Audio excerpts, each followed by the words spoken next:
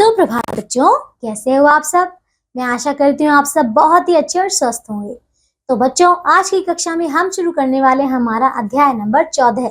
इसका नाम है अनेकार्थी शब्द, यानी कि बच्चों वर्ड्स विद मल्टीपल मीनिंग्स। ठीक है, देखिए बच्चों, तो आइए सबसे पहले हम ये देखेंगे कि अनेकार्थी शब्द होते क्या हैं। ठीक है, देखिए जिन शब्दों के एक से अधिक अर्थ होते हैं वे अनेकार्थी शब्द कहलाते हैं। ठीक है बच्चों, देखिए तो बच्चों देखो, एक शब्द तो एक ही रहेगा लेकिन उसके अर्थ जो है वो अलग अलग हो सकते हैं, तो आप उसी शब्द को अलग अलग जगह पे प्रयोग करते हैं। तो देखिए बच्चों, ऐसे ही शब्द को हम अनेकार्थी शब्द कहते हैं। ठीक है, चलिए आइए बच्चों यहाँ पे देखिए, पढ़िए और समझिए। ठीक है, देखो तो बच्चों यहाँ पे ये क्या है, ये है आंख। आंख का चित्र है ना, तो देखिए आंख को हम अक्ष भी कहते हैं। ठीक है, और देखिए अक्ष तो ये आंख भी है, लेकिन बच्चों सांप, सांप को भी हम अक्ष कह सकते हैं। तो देखिए आपने देखा कि देखिए अक्ष का जो अर्थ है वो आंख भी होता है और सांप भी होता है। ठीक है, इसी प्रकार बच्चों धरती, देखिए पहले ये जो धरती है, धरती का चित्र है। ठीक है, फिर देखिए इसे हम सुरभि भी कहते हैं, और बच्चों गाय को भी हम सुरभि कहते हैं। तो देखा आपने कि सुरभि जो है वो पृथ्वी को भी कहते हैं, धरती को भी कहते हैं, और बच्चों गाय को भी कहते हैं।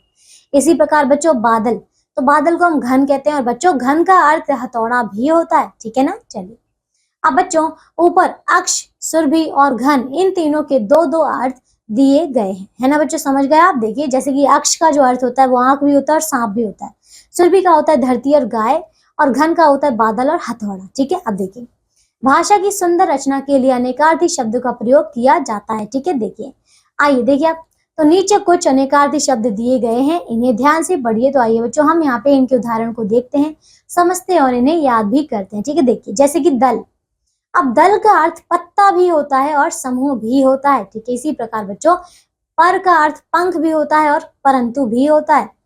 तीर का अर्थ किनारा भी होता है और बाण भी होता है। ठीक है, पद का अर्थ पैर भी होता है और दर्जा भी होता है। फिर अंबर का अर्थ वस्त्र भी होता है और आकाश भी होता है। ठीक है, आम का अर्थ सामान्य भी होता है, एक फल का नाम भी है आम। ठीक है, फिर फल, तो फल पेड़ का फल भी होता है और नतीजा भी होता है फल। ठीक है, कर, तो कर का अर्थ जो होता है वो हाथ या फिर टैक्स भी होता है। ठीक है, फिर उत्तर, उत्तर का अर्थ जो होता है जवाब भी होता है और एक दिशा भी होती है। ठीक है, देखिए अब बच्चों कनक, तो कनक का अर्थ जो है धतूरा भी होता है और गेहूं भी होता है। ठीक है, और वर्ण, वर्ण का अर्थ बच्चों अक्षर भी होता है और रंग भी होता है। ठीक है, इसी प्रकार जड़, जड़ का अर्थ देखिए पेड़ पौधों की जड़ भी होती है और मूर्ख भी होता है। ठीक है, और देखिए फिर बाल, तो बाल का अर्थ जो है केश भी होता है और बालक भी होता है। ठीक है, भेद, तो भेद का अर्थ रहस्य भी होता है और प्रकार भी होता है। ठीक है, हार का अर्थ जो है माला भी होता है और पराजय भी होता है। ठीक है, ऐसी बच्चों नाना का अर्थ जो है माँ के पिता भी होते हैं और अनेक भी होते हैं। ठीक है, फिर देखिए पट, पट का अर्थ जो है दरवाजा भी होता है और कपड़ा भी होता है। ठीक है, दंड, दंड का अर्थ जो है सजा भी होता है और डंडा भी होता है। ठीक है, चलिए बच्चों देखिए, तो ये अध्याय हमारा पूरा हो चुका है।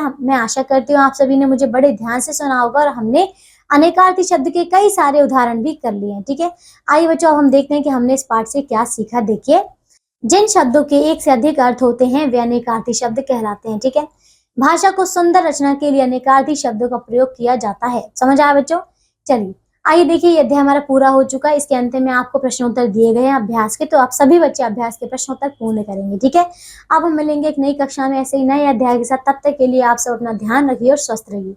बाय बच्चों।